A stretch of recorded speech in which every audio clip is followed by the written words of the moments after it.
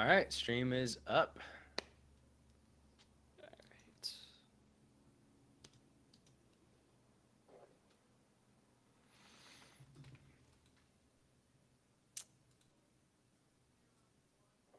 Oh, I like the thumbnail you picked. Dr. Lupo. I thought I posted the Calzone video in the TFP chat.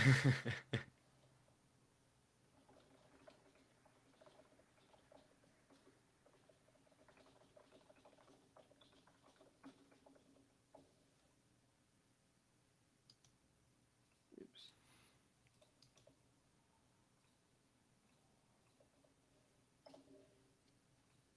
Cool.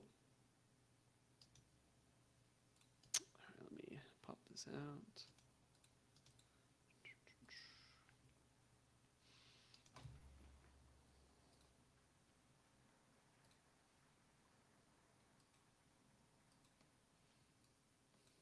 All right, you ready to get into it? Yep. Want to clap in? Yep. 3, 2, 1. Sick. Whew. Lucas, how are you? Doing well. I know. It's so funny you asked me. I This see is our that. Like, second recording I for the know. night. It's just always funny. I love the double headers like that because, for one, I already know how you're doing. I talked to you throughout the day, and then I just get to ask you how you're doing twice in one night, and it's great. But I'm doing great. I know you're doing great, and I'm doing well too. I don't know if you can see behind me right now. There's a delightful pumpkin spice candle behind me. That's really just lighting up the room, quite literally, with both its scent and its light. And I'm just a really, I mean, it's like fall slash winter vibes, the pumpkin spice in general. So I'm really enjoying it. So, and if you, I'm a big candle guy. So if you have any recommendations on some more winter themed or Christmassy candles, like any candy cane ones you could recommend, let a homie know. Yeah, I'll do some research for Yeah. you. Maybe the audience can kind of reach out or write in some mail for us. Yeah. And there's actually, this has been a really interesting day, actually. It's November 29th today, as the day of this recording, and there are a few really big things of news. One, Ludwig signed exclusively. Ludwig, also arguably was one of Twitch's biggest streamers, has signed a deal exclusively to stream on YouTube now, which we'll get into here shortly. And then, as well, our good friend of the pod, Jack Dorsey, um, over on Twitter, just recently stepped down from Step down. CEO Yeah, saw that. of Twitter. And notably, the new person that's stepping up said in an interview in 2020, um, there's an article. I apologize. Actually, I'm not even going to say it because I can't back it up well enough with facts. But the new CEO is seems to be an interesting fellow as well, with interesting interpretations on like how free speech should be applied in the modern world. I guess, right? Because times change. Obviously, the Second Amendment could use some revisioning for sure. So, I First Amendment. guess. Well, I know, and I'm like saying in general, though, like the amendments, right to bear arms could probably be revision, just as maybe arguably the First Amendment should. Probably not. Free speech is important, but we can get into that more later. Actually, not on this podcast, a different day.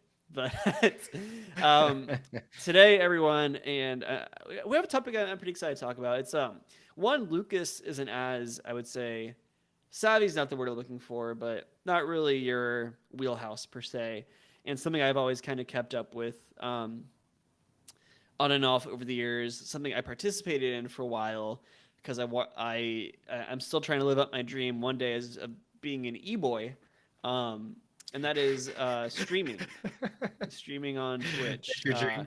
Yeah, game streaming in general, really. So I want to touch a little bit just kind of on Twitch's origins and some of its competitors like Facebook, YouTube, the late Mixer, Oh R.I.P. man. And just kind of get into that. But really quickly, in case anyone isn't really familiar with Twitch's anime origin story, Twitch actually started as a website called Justin.tv, which was founded in 2007 by Justin Kahn, I believe his last name is pronounced, Emmett Shear, and Michael Sibel. Now, Justin TV actually started out, get this, as just like a normal live streaming website. Nothing tied in particular to gaming, no particular categories it was tied to or nailed down to. It was just a live streaming website. Notably, it had Justin Kahn, kind of like one of the original IRL streamers. He would literally went around with like a laptop that had like a crazy antenna on it, so he could get Wi-Fi, and a camera strapped onto like his hat on his ear, just mounted. Whoa. And this was like the OG IRL streamer, just streaming his whole life, and just day to day, like streaming himself sleep, streaming himself eating, even streaming some of his dates, just doing the whole shebang. And notably is one of the original like swatting incidents. And for those that aren't familiar, swatting is when it's basically like a targeted attack / really bad prank at a live streamer where through some nefarious means, typically a hacker will find out said streamer's address and will call basically like a SWAT team on them, call the police in that area saying, hey, I have info that like there's a murder at this place or a stabbing. And then they'll send the SWAT teams, and the SWAT teams, of course, just run in on this guy playing video games or whatever. And Yeah. not really a bad thing to do. A lot of bad accidents could happen in that, probably, so not recommended. But Justin Kahn had that happen originally too, where there's a video of him just like in San Francisco. You just hear like San Francisco police coming in. They're like, we heard there was a stabbing, and he's just like, what? No. Yeah. There's like the dark side of streaming. Yeah. There was definitely some really, really bad headlines with that at one point or another. I'm not sure if anyone has ever outright gotten killed from a swatting incident, but I know people have gotten hurt. Like absolutely. physically, like taken down by police or traumatized. The police like breaking down doors, and like there's a family in there, and there's like a little kid getting pointed. A gun is being pointed at a little kid from a police officer. Horrible things like that. Yeah. I don't see swatting. That's funny you mention it. Like so many memories trigger in my brain about swatting, and how it's always like a very scary reality for people. It's like, oh my god, like I don't want to stream get swatted, dude. Mm-hmm. Now it's like seems like it's quite a bit less so. But yeah, I think it's more of like a well-known thing that cops know to look out for now, probably. Yeah. Which is a good thing, ideally. But I'm sure when it first started, everyone was just very confused. Like the people being like, "Why are you here?" The cops like, "Cause you're a criminal." Yeah. God. But eventually, JustinTV in 2011, they started a spin-off, what became known as Twitch, which was as we know it today, a game streaming platform. And of course, year over year, the kind of live streaming part of JustinTV, its popularity waned a little bit. The like IRL streaming, as well as they ran into a lot of legal trouble. I think today a lot of the ways a lot of us watch sports games is we go onto Reddit and we look for the most recent like Reddit thread of sports streams. Right. And originally, that's what was happening on JustinTV. Was everyone was going in, looking up these sports streams and posting them there. And of course, you can just imagine all the legal and copyright issues that ran into, obviously. So it started gravitating more and more into the Twitch side of things, into the gaming side of things, and just kept growing and growing. And so much that in October of 2013, the website had a peak of 45 million unique viewers that month. And then by February 2014, it was actually the 4th largest source of internet traffic in the United States. Wow. And this is in the era of, Facebook, MySpace, Yahoo. Not really MySpace at that point, but Facebook, Yahoo, Twitter is the thing at this point. YouTube, Google.com itself, Reddit. Right? Yeah. So many things. So to be 4th for internet traffic is just incredible. And then around the same time, the company was actually rebranded as Twitch Interactive, where they were just kind of fully on focusing on the gaming side. And shortly after that, Daddy Bezos came in and he's like, yo kids, I too play video games. And acquired Twitch for a whopping, probably a bargain in retrospect, $970 million. Wow. Insane. Absolutely nutty. What year was that again? That was in August of 2014. Okay. Man, 2014. Feels like yesterday that happened. I remember when that happened. I know. Wow, I was just starting college around that time. That's crazy. Wow, yeah, and I remember that was when That was when like Amazon Prime people got the ability to do like Twitch Prime subs. A little bit Hmm. after that, I don't know if it came immediately, but it definitely came. Yeah, I And mean that was a big integration thing, right? And being able to tie those Prime accounts to it. And as of late, Twitch has actually been subject of quite a bit of critique. For among many things, for one, maybe not being as generous in some of the streaming deals they offer. Notably, Disguised Toast recently was talking about how the offer that Twitch was giving him before he left to Facebook Gaming was so tiny because they were saying that we already have like Asian representation on this stream or on Twitch that we've signed ooh, to. Of jeez. course, that's like what um, Twitch was like. They were saying like behind doors, obviously, and I might be paraphrasing some of that. So do your own research on that one. I won't say I'm 1-1 on that one, but from what I read and what I watched, that was the message that I got. And more notably, as well, they are incredibly inconsistent with how they apply their own rules and how they apply them to streamers. A perfect example is a very notable streamer called Pokimane, one of the more popular female streamers on Twitch, notably called the Queen of Twitch at times. Somehow, some link got slipped through her mods, and she ended up accidentally, very temporarily, opening a porn link on stream live, right? And then, of course, she immediately closed it, an honest accident. I don't think anyone should be punished for an honest accident like that. She gets a slap on the wrist, no big deal. And then around the same time, I apologize, I don't have the streamer's name, but around the same time, another streamer, like notable streamer, get maybe a few thousand viewers, but not like Pokimane size, had the exact same thing happen where they accidentally opened a porn link, and of course that streamer gets like a suspension or a ban, right? Hmm. So they've got, and it's like a 1-to-1 situation. So they've gotten a lot of flack for that, and there's so many other various situations that of them not being transparent with how they choose to apply their rules and how much, I guess, what's the word? What the disciplinary Yeah, action in like relation how much to not really the being transparent violation. about the thought process and everything that goes into that. I mean, the list goes on and on. I mean, the public still doesn't know the exact reason that, say, for example, Dr. Disrespect was banned from Twitch, right? Yeah, that was So, always a weird one, huh? yeah, That's and still a weird one. I mean, I'm sure I in the next few years that'll come out publicly eventually, but there's just been a lot of them not treating their streamers very well, basically, which is a bummer. And as a result, they've been losing to streamers to other platforms. Notably, as of late, they've lost um, Courage JD, Valky Ray, Tim the Tapman, Dr. Lupo, and most recently, as of today, November 29th, Ludwig, to YouTube. And it's very, very interesting to kind of see the streaming wars shape out a little bit. We can talk about that more in a minute here, but some other notable platforms I want to give acknowledgement to: Facebook Gaming, one of the other like godfathers right now, one of the big three, I guess, along with YouTube. Facebook Gaming started in 2015 with really no incentives in place, just kind of like a general, like, hey, you can live stream now if you want to. And then they started a level up program in June of 2018, which allowed streamers to monetize more.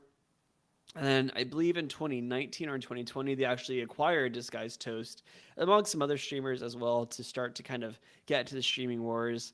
And notably as well, people will talk about how there's less hate and less toxicity on Facebook because everyone's comments are tied to their real names. oh, I was gonna say that's Mm-hmm. interesting. Yeah.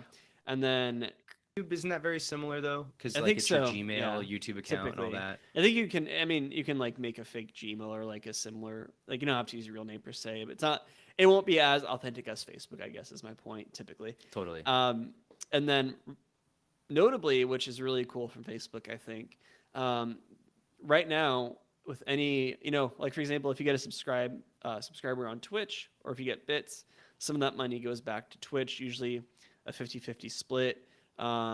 Or for some of the like more exclusive streamers or higher up streamers typically get more favorable splits like 65-35, stuff like that, right? Notably, Facebook, their creators keep all money earned on Facebook. There is no profit sharing, and they have promised to keep it that way until at least 2023.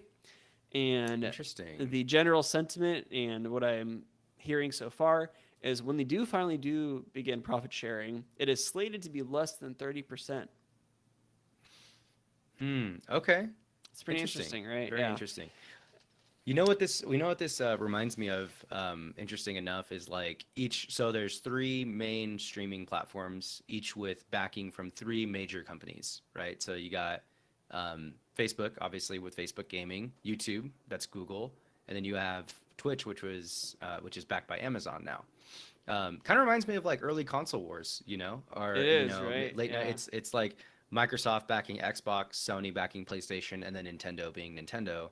Yeah. And like we've now moved to like this kind of three-person, like three competing, like entities for eyes, and dollars on these sorts of things. And they all have sort of a different model. And they all sort of fit a different niche, for the content creators themselves, and maybe even for some audiences. Absolutely, right? And I mean, kind of going off of that too. I mean, there was a different time where I was really bored during pandemic before you and I started this podcast, where I wanted to start doing YouTube videos, just kind of talking about general gaming news and my opinions and stuff. And one of the big things I wanted to focus on was exactly what you were talking about, how we don't really have console wars anymore, rather we have streaming wars, which is who's going to be the most popular game streaming service. And moreover, to even continue the streaming theme, as we get better infrastructure and as we get more, better internet in the states, more accessible internet for everyone, I think more and more the conversation, it's not even going to be about consoles anymore. It's going to be about who has the best game streaming service, literally, like Google Stadia, for example, right? Things like that. So I think that's definitely the direction the industry as a whole is going, both from the like esports side, on the content side of things, as well as to even just like where's the best place to stream, or who has the most exclusive deal to stream the newest Witcher game, right? Things like that. So it's gonna be very interesting to see how that shapes out over the coming years. But yeah, Facebook doing very good by their creators, offering them very, very favorable profit sharing right now, obviously, where they keep 100% of it. So very good Really for cool. them. And then, of course, we have YouTube Gaming as well, launched in 2015. Oh, excuse me. Bless you. Launched in 2015. Google had actually originally wanted to buy Twitch. Of course, that didn't pan out. So they chose to. It's pretty interesting to me that they even wanted to buy Twitch in the first place. And their first instinct wasn't just to take YouTube Gaming and kind of make that its own thing. But obviously, when that didn't pan out, they really dug in YouTube Gaming. What's really great about YouTube Gaming for streamers is it's all integrated, right? The streamers, it makes it very easy to find content because typically someone streams on Twitch and they post VODs or like videos, whatever, on YouTube. But now these people can stream on YouTube. Their VODs are immediately saved and archived for anyone to go back and watch on YouTube. And it makes all their branding integrated, which I think is very good for streamers. As well, it's great for reaching a pre-existing audience. For example, if you already have a strong YouTube following, perfect. Just go ahead and stream on YouTube already, right? All your subscribers will get a notification when you're live. And notably, it allows to streaming up to 4K, 60 FPS, whereas Hmm. the other ones only offer 1080p. Some other notable streaming services that have been out there. Caffeine is one. There's so many other like random small ones.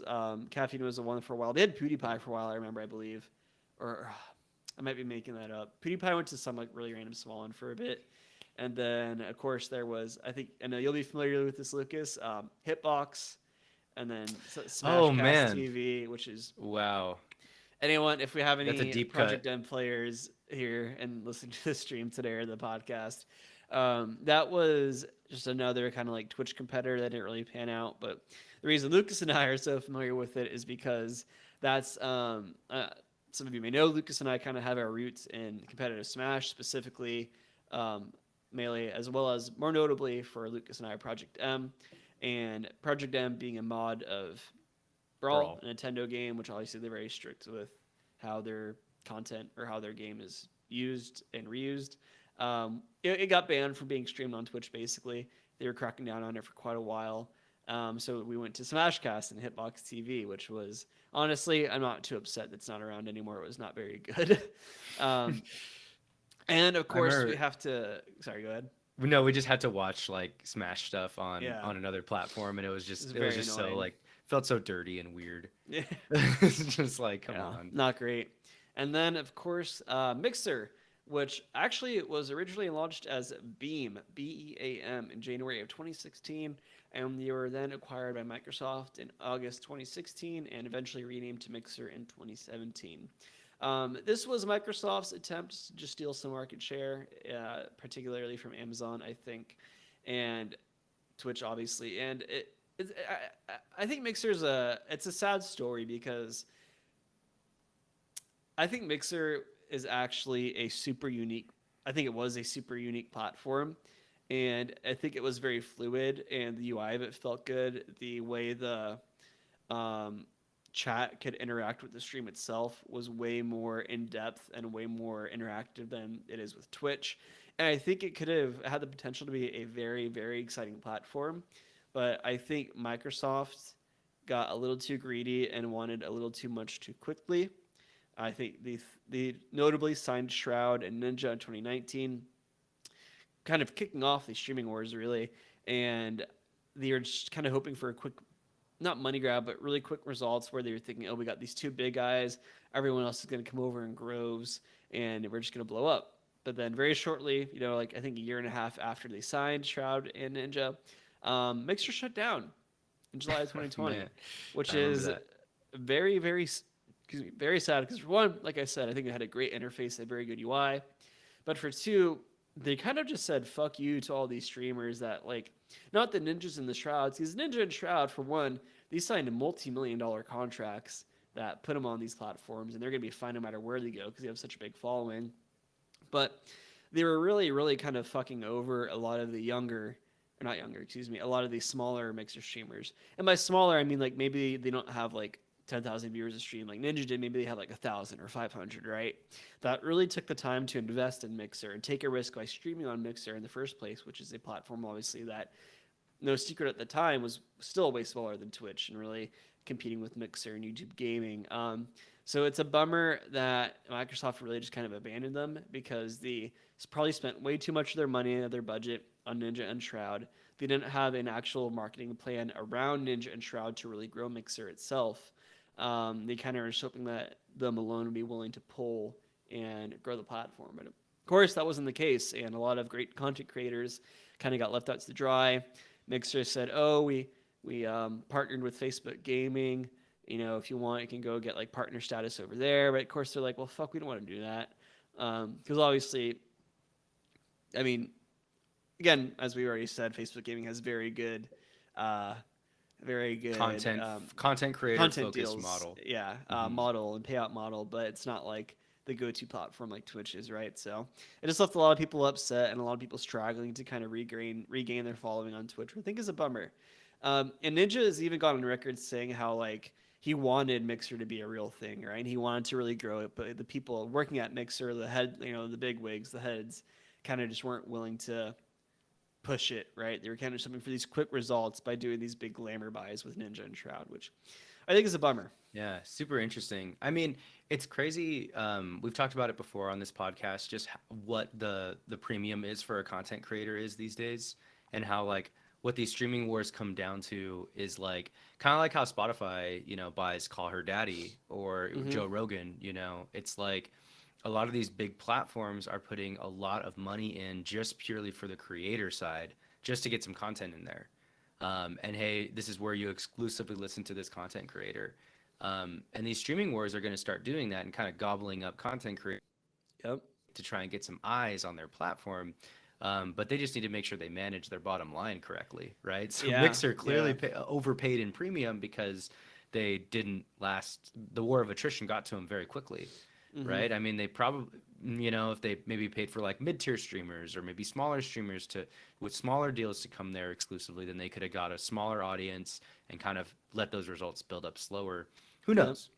Right, but I just find it interesting that we're seeing these content wars everywhere on streaming platforms where Netflix gets Seinfeld and Hulu no longer has that show, and where's I The mean, Office at now? it's being applied in It's so many different ways, right? yeah, And yeah, instead of having console exclusive games like we do right now with PlayStation and Sony, or excuse me, Microsoft and Sony, on their respective consoles, I think soon we're gonna have Sony's exclusive streaming service or Google's exclusive streaming service getting the rights to stream the latest Call of Duty or the latest Halo, what have you. Oh, that's gonna be And crazy. yeah, That's I think that's the direction we're slowly going.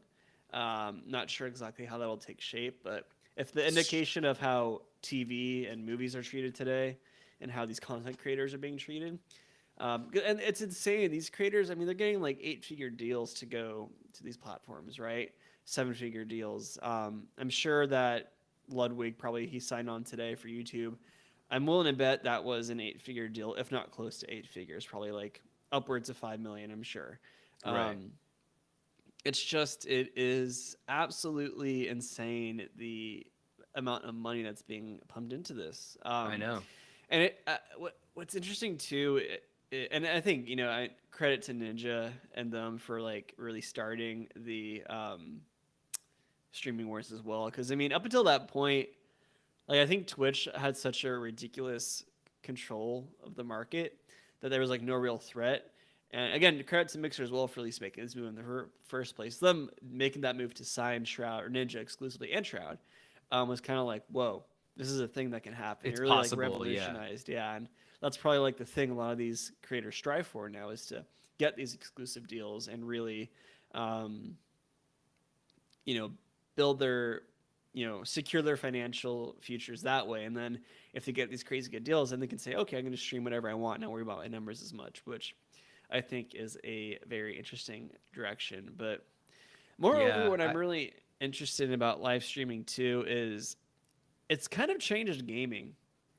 Um, I know growing up for me, like a lot of the people I watched, were like Muzza Fuzza, Extras, that guy who camps. I don't know if any of those guys ring a name to you, but they were like Call of Duty content creators and played like single player games here and there, like doing like YouTube commentaries, right? Like commentating over their gameplay. And now it's just gone into these live streams. You don't really see the like commentary style as much anymore. yeah, yeah. I think that's true. I think that streaming, and this is one of my um, and I'm saying this to our humble audience as a guy that doesn't really watch that much streams or that many streams. I'm not really into Twitch, culturally or like otherwise. I don't have like content creators, streamers that I really follow. I like a lot of YouTube people. I like kind of the more slow content rather than the fast content. I'd say, if that's a real You're a phrase. content boomer. If that's a phrase, I just made it up, right? And I think that what game streaming has really done over the last like 5 to 10 years is really prioritization over content that's very easy to stream. And in fact, that's a very big deal when it comes to developers and people that are creating video games is they think about how streamable games are. Because I And mean, that's how they're going to market it, right? Is people streaming their game. yeah, exactly. And the whole speedrunning community has benefited a lot from streaming. There's, a lot of the FGC has obviously benefited a lot from live streaming tournaments over the last few years. So those are all really, really great things about streaming. But I think that it's kind of a negative when it's like a developer has to compromise for, oh, hey, this game is really live streamable because I've designed it in such a way where it's a roguelike, but it's got a lot of eye candy and it's really funny and it's Mm-hmm. got memes kind of built in and it's kind of funny in this way. It's a lot of like games are kind of come around that have this ability to kind of go viral, or have a mechanic that is funny enough to make it easy to digest in the form of like a Yeah. short or a viral clip. And I don't know. I think that's a little bit of a negative. I don't want to say it's an outright negative, but it is changing the way we develop games and think about games. Yeah, 100%. I mean, it's interesting too because I think with the advent of these large streamers, right? These Dr. Lupos, Tapmans, Valkyrie, Courage, Disrespect, all these people. Um, I think it really brings the focus of gaming to like the wider um, public. It brings the focus of gaming into like this niche of gaming, which is like esports, content creation, apparel, right? Like it focuses on a very unique side of, and a very cool side in its own right of gaming of just like here's the latest esports that all these streamers are playing together. Here's the latest Among Us, right? Here's the latest what have you. And to be fair, not all streamers are like that. Like there's some very really big streamers, and some of these other ones as well will occasionally play like other single player games, and like notably Moist Critical will play like a bunch of random like kind of whatever he wants really because he's Moist Critically sick. But um, I think it's a little bit of a shame because it does kind of take away a lot of the focus from the public at large from a lot of these great single player games that come out, right? You won't hear people talking about Ghost of Tsushima in that sphere, or you won't hear people talking about Death Stranding or Kingdom Hearts 3 or Obra Dinn or any of the games we've done for this It's podcast as totally. much as you'll hear them talking about the newest battle pass or season 3 of Fortnite or season 10 or whatever, Yeah, right? I Which I is a got bummer. Yeah. I got the numbers here. So this is the latest report I saw, which was Q3 September 2020. The Hmm. most streamed game, League of Legends, second most Fortnite. Yeah. Both in the wide sphere of gaming, which is what me and you like to think about that we cover on this podcast, is like it's never going to be a Heavy Rain.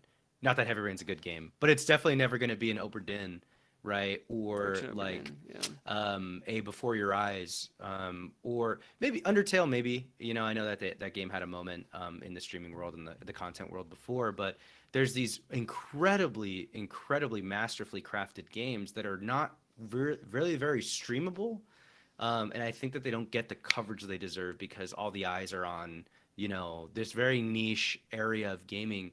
In the wider sphere, gaming is a massive community. There's so much, right? We Yeah. just recorded an episode on like card games and all these cool digital games that exist Hmm. and deck building games, and like we've talked a lot about the games that we like on this podcast are just would never get the time of day on any of these platforms. Hmm. Yeah. And that's kind of sad, and there's only so many eyes out there that are paying attention to gaming, and there's a lot of inflation on just a few things.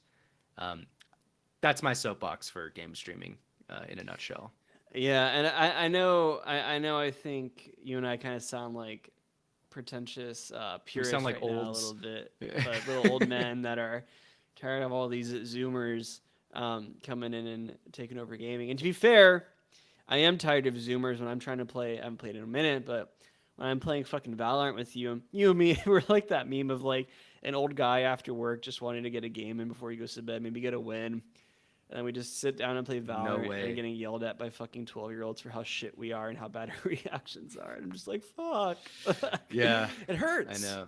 It hurts. I know. This stuff Um, definitely skews younger. I'd be curious to yeah. get numbers on, the actual eyes watching game streaming. Hmm. What their demographic is at. I think it's definitely going to skew a little bit younger. I think it's people mostly oriented towards online games or community-driven games. And I know that we didn't have all the numbers prepped, but just my 2 cents is probably that it's mostly kind of geared that way. Yes. Yes. Yeah. And I do hope that in the future in one way or another, that we still get a lot of focus on more of these art housey games, or even more of just single player games in general, really, because I think they're important. I think they deserve more time in the limelight. But to be fair, as well, I think a lot of the reason that content creators gravitate to like the Fortnites, the Apexes, the TFTs, and they are good games to be clear. I think a big reason people gravitate to those is for one, they are just so replayable, right?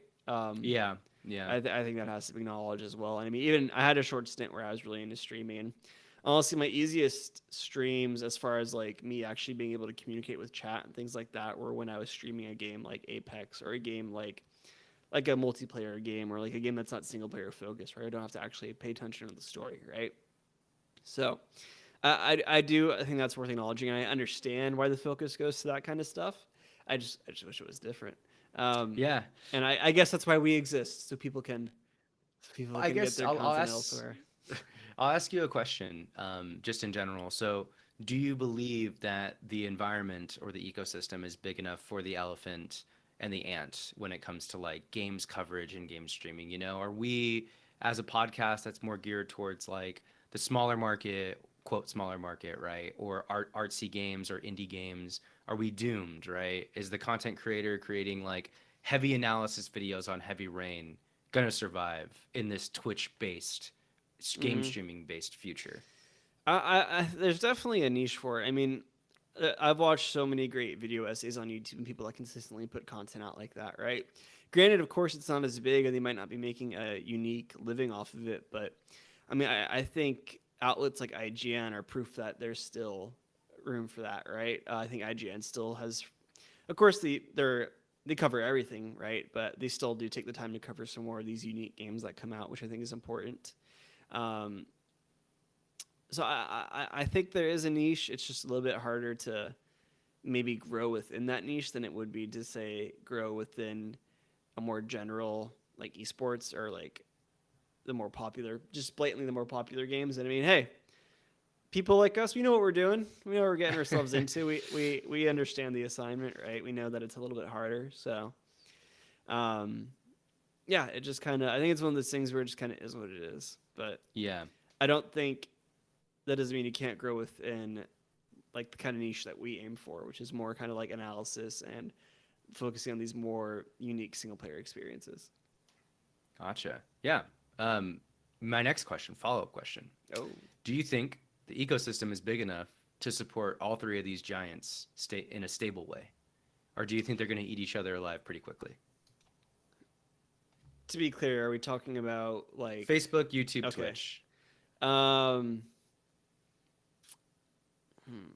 no, I don't think they're going to eat each other away per se. Like I don't think YouTube gaming is going to go anywhere. I think Facebook gaming will always be a thing for people that want it, but I don't think there will ever be like an equilibrium of distribution between who uses what, right? I don't think it'll ever be 33% are on Facebook gaming, 33% are on Twitch, 33% are on YouTube. I think it'll always be very skewed. I will say I do think YouTube gaming in the next 5 to 10 years absolutely has the potential to overtake Twitch if they just fix their like UI and their overlay and make it a little bit better. Um, but I don't think there's a world where they exist in like equilibrium, to be honest. Gotcha. I am noticing on this Streamlabs report for 2020, September 2020, about a year ago, Twitch had 91% of the total hours streamed, but only 63% of the total hours watched, which Mm-hmm. means that there's a lot of people streaming on Twitch that don't have an audience, whereas on YouTube gaming, there's less people streaming, but they have bigger audiences Right. because Yeah. they have 22%, 22.5% total hours watched. So looking at the graph, it kind of makes it seem like YouTube might be headed in a good direction here. I Uh, am very optimistic for YouTube's future. Facebook also surpassed 1 billion hours watched for the first time at the time of this report, so that's pretty cool. Competition's good. I just Oh, want to say that, 100%. And that's why I love these streaming contracts that are going around for all these content creators. For one, I think it's wonderful that they're, getting their bag and getting paid. And yeah, it just creates, I think Twitch was kind of riding on easy mode for a bit as far as like a business goes. And now they actually have to think more about how are they going to innovate and how are they going to keep streamers on their platform, right? So I think that's important. And I'm excited to see how each of these platforms continue to keep pushing one another in the future. for sure. Yeah. All right. Oh, that was a fun discussion. I liked I it. enjoyed that Yeah. one. I Yeah. don't think we've had a full dedicated. I know we've covered hot topics inside of streaming. We did Hmm. the Valkyrie thing pretty recently, but a full report and a small history lesson on how we got here in terms of game streaming, I think was long overdue. So Yeah. glad Yeah. we And I can mean, get a this little bit was of your just a thoughts here. snippet too. I mean, probably revisit this in a in a few months, but yeah, this was a fun episode. Lots to unpack in the content creation streaming sphere, all that fun stuff. But Yeah, I hope this episode gave our wonderful listeners just a little bit more info in case they were looking for it. But all right, everyone.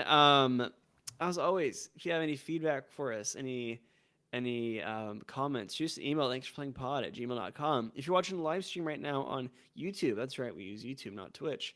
If you're watching the YouTube live stream, go ahead and subscribe. We'd love to have you back. And check out our Instagram, Twitter, at TFP Podcast. That's at TFP Podcast with an S at the end. Um, you can find our Discord each of those pages if you go to the link tree.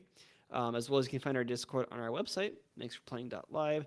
Kind of hang out in the Discord. It's a fun time. We do a lot of fun things like Hot Take Monday, where I recently announced my hot take that Digimon is better than Pokemon, particularly the anime. But I will die by that. Great movie, too. Digimon movie is fucking incredible. Better than Pokemon, the first movie? Does Pokemon the first movie have 1 Week by the Bare Naked Ladies? Oh. Yeah, No. exactly. Wow. Okay, but Pokemon the first movie is outstanding. So just want to it's throw a that good out there. movie, but no, I mean it is. I won't. No cap here. Pokemon, the first movie is a very good movie. When spoilers. When Ash We turns got to stone, she's like, "Fuck." we got Marl. Oh man, like the Chrono Trigger character in the chat saying they don't. Oh. That's wild. Yeah, guess they don't. Oh yeah, Marley. Yeah. Well, she's reacting to the Facebook. Yeah, yeah. Thanks for hanging out, Marley. We appreciate it. But yeah. Again, Facebook. Oh, I thought I doesn't was reacting to the bare naked ladies thing. No, I mean that's wild too, honestly. But maybe that Pokemon the first movie doesn't have the bare naked ladies in it. Yeah, that's pretty wild. Yeah. But also wild that Facebook does not take a cut from creators. But where were we? Yeah, thanks for playing live. Come hang out. Shoot us an email. Leave a review on Apple Podcast. Leave a review and leave a review and let me know what Christmas cookie I am and what Christmas cookie Lucas is. I like that. That's a sweet one. And, oh man, this is gonna release around Christmas. I think so. Yeah, I'm not sure what order we'll be posting these out in, but we'll see. Yeah, we recorded we got a lot of Christmas content coming. Yeah. That's why we're playing some really Christmassy games like spoilers, BioShock. So Yeah, BioShock and Cuphead. Yeah. Yeah. So, and if you want to hang out with your good buddy Matt on Twitter, you can find me at Good Idea Matthew. And Lucas, where can the good people find you? You can find me by just jumping onto the Discord server and hit me with a DM or messaging within the server. You could obviously find the server by going to thanksforplaying.live. I'm right there, unmistakable Lucas, right in the Discord server. So hit me up. Love it. Love it. All right, everyone. This has been Anything's Possible. And remember, anything's possible.